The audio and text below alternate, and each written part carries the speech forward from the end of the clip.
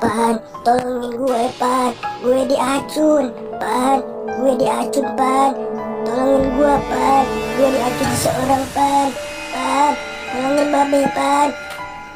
Babe, siapa yang melakukannya?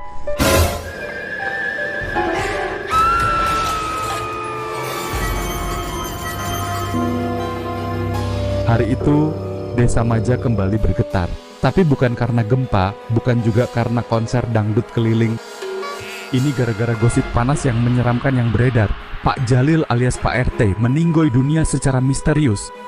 Kematian Pak Jalil, yang makin hari makin panas, makin kelihatan nggak beres. Ih, serem bingits. Di episode sebelumnya, kita semua tahu Pak RT mendadak meninggoy tanpa aba-aba. Katanya sih masuk angin, tapi makin kesini mulai ada tanda-tanda kejanggalannya. Kini, Dot, Peot, Kona, Robi, dan Pak Rungkat sudah mulai curiga hal tersebut. Kecurigaan tersebut dimulai dari si Robi yang dengar kabar simpang siur dari warung Mang Endang, katanya Pak Jalil meninggoynya tidak wajar. Ternyata sumber omongan liar itu datang dari Yusuf si tukang mandiin jenazah. Katanya tubuh Pak RT biru lebam dan baunya bukan bau jenazah biasa. Jadi apakah Pak RT beneran mati wajar karena masuk angin? Atau ada yang sengaja bikin dia pergi selamanya dari muka bumi ini? Yusuf dan Pak Haji adalah dua saksi mata pemandi jenazah. Dia bilang kondisi tubuhnya mirip banget sama korban racun kimia. Waduh, jadi Pak RT keracunan, tapi siapa yang ngeracun? Atau jangan-jangan dia sengaja minum racun serangga sendiri? Atau malah jangan-jangan dia meminum minyak bekas kerokan? Atau dia kerokan pakai minyak goreng bekas bala-bala kemarin? Jadi apakah Pak RT beneran mati wajar karena masuk angin? Atau ada yang sengaja bikin dia pergi selamanya dari muka bumi ini? Di balik semua ini, apa mungkin si Dewi alias Nona Elin ada hubungannya? Kalian wajar saja menuduh Nona Elin yang melakukannya, karena kita ingat dulu saat Dewi minta supaya jenazah langsung dikubur cepat-cepat. Katanya takut keburu bau.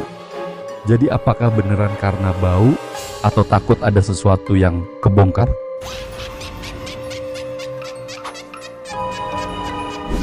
Coba pikir deh, kalau Dewi tahu Pak RT meninggalnya nggak wajar, masa iya dia malah buru-buru nyuruh dikubur? Aneh nggak sih? Dewi nggak ada hubungan keluarga, kenapa dia yang paling pengen mayatnya segera dikubur? Apakah dia takut ketahuan sesuatu? Tapi please, jangan cepet-cepet ambil kesimpulan bahwa Nona Eli ini yang melakukan ya guys. Karena gue suka sama dia, andai dia tahu. Hehe.